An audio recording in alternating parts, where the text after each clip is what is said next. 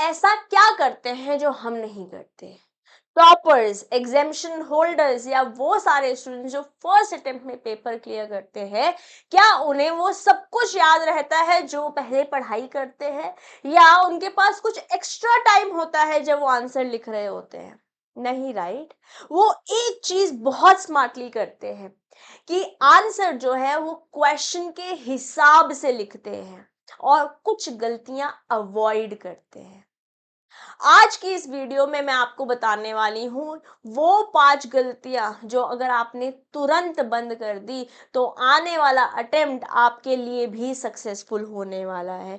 ये मिस्टेक्स छोटी लग सकती है बट यही डिसाइड करती हैं आपकी रैंक, आपका एग्जामिशन और आपका पास होना भी।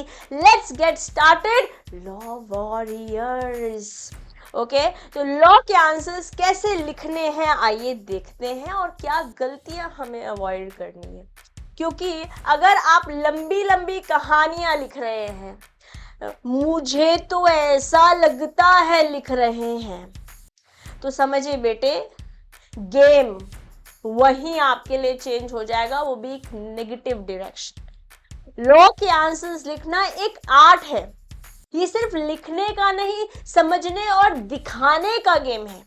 एग्जामिनर को चाहिए क्लैरिटी, एग्जामिनर को चाहिए एक लीगल फ्रेमवर्क में एक प्रॉपर स्ट्रक्चर के साथ आप आंसर लिखें। और ये 5 मिस्टेक्स अगर आपने हटा दी तो पेपर के बाद आप ये नहीं कहेंगे पता नहीं आता तो सब था बट फिर भी पेपर अच्छा नहीं हुआ, या फिर भी मार्क्स उतने नहीं आए जितने हमने एक्सपेक्ट करे थे। Let's go mistake by mistake and fix this forever. Okay, so the first mistake is writing your personal opinion, not law.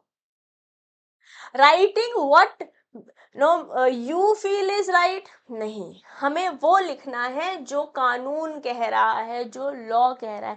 जैसे for example, don't say he should return the money, we have to say as per section so and so the this act says कि हमें ऐसा करना चाहिए। अपने personal opinions की जगह अगर हम लॉ के कीवर्ड्स, लॉ के सेक्शंस, लॉ के रेलेवेंस लिखते हैं तो हम ज्यादा और बेहतरीन नंबर स्कोर कर पाते हैं। तो अपने पर्सनल ओपिनियंस लिखना बंद करना पड़ेगा जब हम लॉ के बारे में बातचीत कर रहे हैं। द नेक्स्ट मिस्टेक मेरे बेटे, नो प्रॉपर स्ट्रक्चर। देखो, वेरी इंपॉर्टेंट है, you must follow a clear format. IRAC method follow करो। सबसे पहले मेरे बेटे, वी शुड राइट फैक्ट्स कि what exactly it is. Let's say हमारे से क्वेश्चन पूछा गया है, what are the essentials of contract. ठीक है, सेक्शन 10 की कहानी से हमें अगर शुरू करना है तो पहले फैक्ट्स ब्रीफली स्टेट कर दो कि यहाँ पे एग्जामिनर को समझ आ जाएगा, हाँ भाई आपको आता है, आप तुक्के नहीं मान रहे हो, आप कहानियां नहीं बना रहे। लीगल प्रोविजंस जितने याद है उतना लिखना चाहिए। जितने सेक्शंस, मैं ये नहीं बोल रही हूँ कि सारे सारे सेक्शंस लिख लो, 470 सेक्शन है कंपनी एक्ट में तो हम सब लिख देंगे, नहीं। बट कुछ सेक्शंस इंपॉर्टेंट है और वो हमें याद भी करने चाहिए। अब आप में से कुछ बच्चे कहेंगे मैम थियोरी है हमसे याद नहीं होती, इतना ज़्यादा यहाँ पर याद करने का। बेटे अभी अभी कोई आप पहली बार तो याद नहीं कर रहे, हम तो बचपन से ABCD से लर्न कर रहे हैं। कुछ बातें यस समझना ज़्यादा ज़रूरी है बट कुछ बातें हमें लर्न करके वैसे ही लिखनी पड़ेगी, तभी हम इस पेपर में आंसर लिख पाएंगे, तभी हम अच्छे नंबर यहाँ स्कोर कर पाएंगे, तभी हम यहाँ पर पास हो पाएंगे। 100 में से 40 तो लाने ही पड़ेंगे ना, वरना तो ग्रुप ही क्लियर नहीं होगा। और 40 अगर एम करेंगे तो आपको पता है कहाँ जाने वाले हैं। Will have to aim for star only then we will land up in moon. उल्टा होता है बट लॉजिकली बता रही हूँ मैं। Yes, application, apply law to the facts. Let say कोई केस स्टडी है, तो केस स्टडी है तो पहले बताओ फैक्ट्स क्या है, फिर प्रोविजंस बताओ, फिर बोलो कि अच्छा इस केस में राहुल ये बोल रहा है, राम ये बोल रहा है, तो ऐसे होना चाहिए। तो जैसे केस बोल रखा है उसके अकॉर्डिंगली आप अपने आंसर को मॉडिफाई करेंगे and then you go with final legal conclusion, एक लास्ट में कंक्लूजन लिखना बहुत ज्यादा जरूरी है। Am I clear to everybody? Yes. तो ये एक स्ट्रक्चर के साथ आप आंसर लिखिए, इंट्रोडक्शन दीजिए, okay, you give an introduction, ठीक है। फिर उसके बाद रेलेवेंट प्रोविजंस लिखिए। अगर आपको केस लॉज या सेक्शंस याद है तो वो लिखिए, ठीक है। Then maybe give some examples, अगर ये अगर आपको आते हैं तो लिखिएगा। मतलब से आपको सेक्शन नहीं याद आ रहा है या आप 100% श्योर नहीं हो कि ये सेक्शन, तो मत लिखो। अगर सेक्शन नहीं लिखोगे तो शायद नंबर नहीं कटेंगे, एक्स्ट्रा नंबर नहीं मिलेंगे बट नंबर नहीं कटेंगे। बट अगर गलत लिख दोगे तो नंबर पक्का से कटेंगे, इस बात का ध्यान रखेंगे। एग्जाम्पल दीजिए एंड देन कंक्लूड। इस तरीके से आप आंसर लिखें, एक स्ट्रक्चर फॉलो करेंगे, आपको बढ़िया नंबर मिलेंगे, इस बात की मैं गारंटी लेती हूँ, ठीक है। Next mistake, skipping section numbers. अब देखो, अगर हम हर जगह सेक्शंस छोड़ देंगे, लॉ का पेपर है, तो yes your answer is incomplete, ठीक है। हम रेलेवेंट लॉज या सेक्शंस लिखेंगे। लेट्स से हम माइनर का प्रोविजन बता रहे हैं, सेक्शन 11 की दुहाई दे रहे हैं इंडियन कॉन्ट्रैक्ट एक्ट, लिखेंगे मोरी बीबी वर्सेस धर्मोदास घोष। अगर अभी अभी हमने से no if you have attended the demo lectures on CMA Sarathi YouTube channel, तो हमने we have just started with corporate accounts, basically corporate law, हमने जो आपका सेक्शन सी है वहां से चालू किया।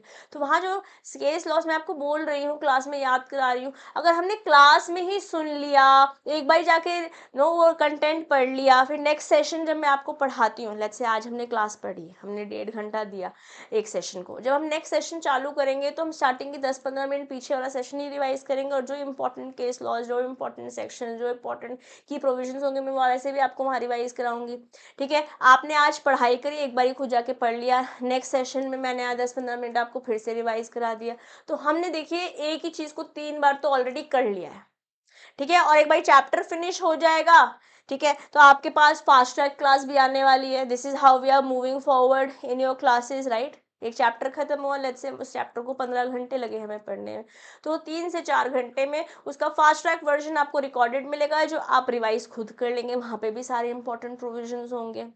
फिर एग्जाम से पहले 2 महीने पहले हमारा सिलेबस खत्म हो जाएगा, तो वो जो 2 मंथ्स बचे हैं उनमें एक एक बार और रिवीजन कर लेंगे, और एक बार एग्जाम से पहले रिवीजन कर लेंगे। ऐसा कैसे हो सकता है कि कुछ इंपॉर्टेंट सेक्शंस, कुछ इंपॉर्टेंट केस लॉज जो हमें लिखने चाहने चाहिए और उन्हें लिखने से नंबर मिलेंगे, वो हमें याद नहीं होंगी इतनी सारी बारी पढ़ाई करने के बाद। हम इतने भी बुद्धू नहीं है।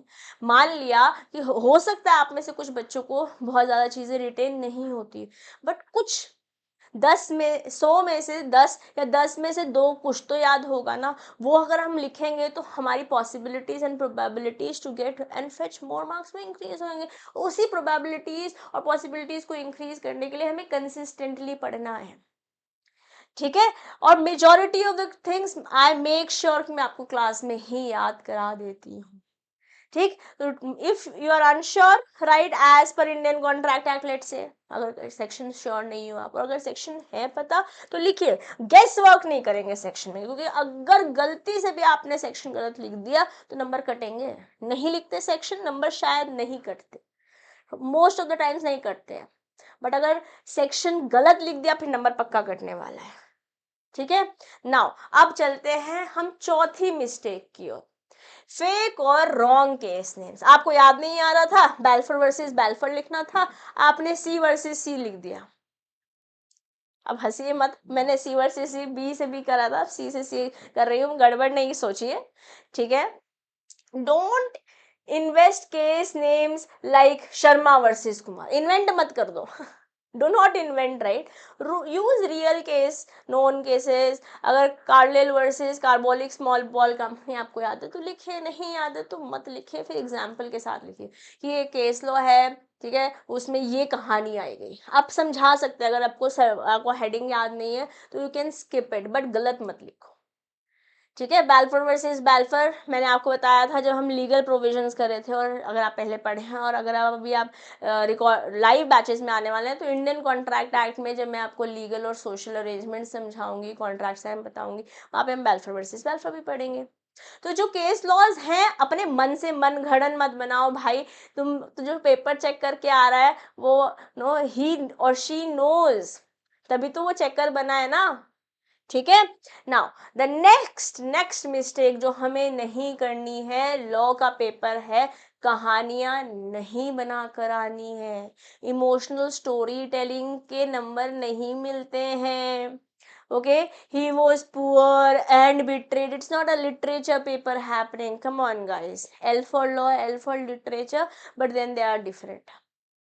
Okay, stick to legal facts, legal language, use terms like plaintiff, defendant, breach, contract, remedy, law की भाषा, कीवर्ड्स हमें लिखने पड़ेंगे।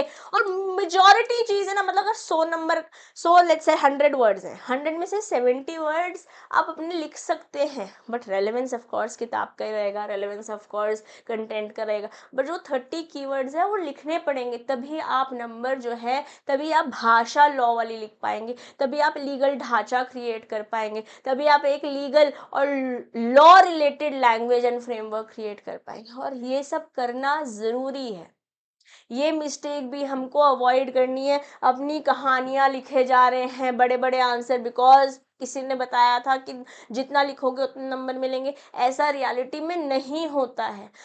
लिखने हैं ना हमें बड़े आंसर, अगर हमारे से बोला है कि 7 नंबर का पेपर है तो 7 नंबर क्वेश्चन है तो हमें 400-500 वर्ड्स लिखने हैं, बट दैट डजंट मीन आप कहानियां लिखना शुरू कर दोगे। समझ में आ रही है? Plus guys, now here are certain bonus tips that if you implement, कुछ बोलते हैं ना extra marks for good hand writing, अगर आपकी हैंड राइटिंग गुड नहीं है इसका मतलब ये नहीं कि भैया मेरा तो कुछ हो ही नहीं सकता। आप ऐसा करिए ना, let's say this is your paper, ठीक है, ये आप ऐसे लाइंस बन रही होती है ना, आप खुला लिखिए। अगर आपको लग रहा है कि आपकी राइटिंग अच्छी नहीं है, आप यू आर द बेस्ट जज फॉर योरसेल्फ, तो आंसर इस तरीके से लिखिए। वैसे मान लेते हैं 5 वर्ड्स लिखे आपने, फिर नेक्स्ट, और लेट्स से 1 पॉइंट खत्म हो गया तो एक लाइन छोड़ दो ना, एक लाइन छोड़ दो, फिर सेकंड पॉइंट यहां से लिखो। जितना गिच पिच होगा समझ नहीं आएगा, थोड़ा खुला खुला लिखा हुआ है एटलीस्ट समझ में आएगा। अगर आपकी राइटिंग अच्छी नहीं है प्रेजेंटेबल, तो हम फिर भी बना सकते हैं, हम राइटिंग चेंज करने तो नहीं जा सकते हैं। ठीक है, और इस पे मैं एक डेडिकेटेड वीडियो भी आपके लिए लेकर आऊंगी। If you want I tell you how, if your writing is not good what should we do to make our paper more presentable. और हाँ, एग्जाम से पहले हम 5-6 सेशंस आंसर राइटिंग के भी करेंगे कि ये वाले इंपॉर्टेंट क्वेश्चंस हैं तो इनके आंसर्स कैसे लिखने चाहिए। ठीक है, तो हम आपको हर तरीके से तैयार कराने वाले हैं आपके पेपर के लिए, but are you ready? If you are ready so अपने आप को अभी एनरोल करा लीजिए क्लासेस में, जस्ट अभी अभी क्लासेस चालू हुई है। ठीक है, प्रेजेंट करेंगे अच्छे से, ठीक है, अंडरलाइन करेंगे लीगल टर्म्स, बट ये स्टार्टिंग में नहीं करेंगे, जब पूरा पेपर खत्म हो जाएगा आपका, 5-7 मिनट बचेंगे, 10 मिनट बचेंगे, फटाफट कुछ सेकंड्स में अंडरलाइन हो जाता है। एक हाथ में स्केल लो, एक हाथ में पेंसिल या फिर जो सा ब्लैक पेन है कोई सा ही पेन लो और टिक टिक लगाते जाओ। अब आपको दिख रहा है क्योंकि पेपर तो आपने ही लिखा है, 3 घंटे आपने ही स्पेंड करे अपने पेपर में, तो फटाफट से हेडिंग्स को जो इंपॉर्टेंट पॉइंटर्स है उन्हें अंडरलाइन करते चले जाएंगे कि एग्जामिनर का ध्यान उन टॉपिक्स पे, उन वर्ड्स पर ज्यादा जाना चाहिए जो आपको ज्यादा नंबर फेच करने की प्रोबेबिलिटी इंक्रीज कर देगा। ठीक है, ओवर राइट नहीं करेंगे, रेलेवेंट रहेंगे। बात कर रहे थे let's say for example features of the company की, आप चल दिए हैं कॉर्पोरेट वेल को ही पूरा समझाने के लिए, जितना पूछा गया है उस अबाउट एंड अराउंड दैट लिखेंगे। आप एमओए एओए पूछा था आपसे और आप समझाने चल दे रहे हैं कि प्रोविजंस क्या है प्रीलिमिनरी इनकॉर्पोरेशन के, don't do that right, because you want to increase the length of your answer. Okay, plus practice case based answers regularly. और मैं बताऊं, ऐसा लगता है कि डरावने होते हैं केस बेस्ड, बस उनसे आसान कोई नहीं होता क्योंकि क्वेश्चन में ही आंसर छुपा होता है। और जनरली जो क्वेश्चन केस बेस्ड आते हैं, जैसे फर्स्ट क्वेश्चन जो आपका होता है क्वेश्चन नंबर 1, जहां हमारे पास 15 पार्ट्स होते हैं, 2 मार्क्स ही, जो हमको 30 मार्क्स दे जाते हैं, जो सबसे ज्यादा हमारे लिए इंपॉर्टेंट भी होते हैं, to increase the probability to pass, to increase the probability to get examination, to increase the probability to become a topper। Yes तो वो 30 नंबर तो हमारे लिए है ही इंपॉर्टेंट, और उस पर भी हम डेडिकेटेड सेशंस करते ही हैं। आपके स्टडी मैट के सारे क्वेश्चंस करते हैं हम, चाहे सारे चैप्टर खत्म होता है उस चैप्टर के। यस जो प्रीवियस ईयर्स में क्वेश्चन आए हुए हैं वो सारे मैंने आपको क्वेश्चन बैंक में दिए हुए हैं। बेसिकली हर तरीके से हम एमसीक्यूज के लिए भी रेडी होते हैं। बट टॉकिंग अबाउट प्रैक्टिस, ये case based question, question number 2 से लेके क्वेश्चन नंबर 8, मतलब टोटल 7 क्वेश्चन में से कोई से 5 क्वेश्चन आपको करने होते हैं। और इन 7 क्वेश्चंस में लगभग 2 से 4 क्वेश्चंस केस बेस्ड आते हैं, और ये कुछ इंपॉर्टेंट टॉपिक से, कुछ इंपॉर्टेंट चैप्टर से जो वेटेज आपको स्टडी मैट में दे रखा है हमारे इंस्टीट्यूट ने, कि इस चैप्टर से, इस टॉपिक से, या इंडियन कॉन्ट्रैक्ट एक्ट से 10% आने वाला है, कंपनीज एक्ट से 40% पेपर आने वाला है, या business ethics and emotional intelligence से 15% पेपर आने वाला है, ये तो हमको दिया हुआ ही है ना। उनको मद्देनजर रखते हुए बहुत सारे प्रोबेबिलिटीज बनती है कि इन टॉपिक से केस बेस्ड क्वेश्चंस बन सकते हैं। So it is just not a simple कि तुक्का लगा रहे हैं, it is smart well planned structure strategy based questions जो हम प्रैक्टिस करते हैं, और इनको प्रैक्टिस करना ज़रूरी है। प्लस जो प्रीवियस ईयर्स में केस बेस्ड क्वेश्चंस हैं उनको देखना ज़रूरी है, और आप ये करते हैं, हाथ से लिखकर प्रैक्टिस करते हैं, कौन रोक देगा आपको, बढ़िया से बढ़िया नंबर लाने में आ जाएंगे, और बेहतरीन तरीके से आ जाएंगे। ठीक है, तो ये टिप्स भी ज़रूर फॉलो कीजिएगा, चाहे आप मेरे से पढ़ रहे हैं या सेल्फ स्टडी कर रहे हैं, कहीं से भी पढ़ रहे हैं। Do this because when you avoid these 5 mistakes and implement these tips, you are going to sail through that. That's my promise to you. It has worked for me, it has made me a rank holder, it has made your Kuldeep sir a rank holder, it has made produced so many successful stories already, and your successful stories in making right now. You are also going to be successful. Just keep working, and those 3 magical words are waiting for you on the other side. ठीक प्यारे बच्चों, तो अगर आपको ये video मदद करी तो थम्स अप का बटन दबाना नहीं भूलेगा। कमेंट करें कि नो आप अगर सैम्पल आंसर्स चाहते हैं, डेडिकेटेड कोई वीडियोस चाहते हैं, कोई पर्सनल कोई पर्टिकुलर टॉपिक में हेल्प चाहते हैं, तो ज़रूर मुझे बताइएगा। प्लस हम आपके साथ वेबिनार में जुड़ रहे हैं 17 जुलाई रात को 8 बजे, जिसका गूगल फॉर्म लिंक मैंने कमेंट में पिन किया हुआ है, उस फॉर्म को फिल कीजिए, ताकि आप भी लाइव आ सके। आपके सारथी कुलदीप सर, मैं और पीयूष सर आपके साथ जुड़ने वाले हैं to help you clear your December 25. If your mission is December 25, this webinar is going to be very very helpful for you, तो ज्वाइन ज़रूर कीजिएगा।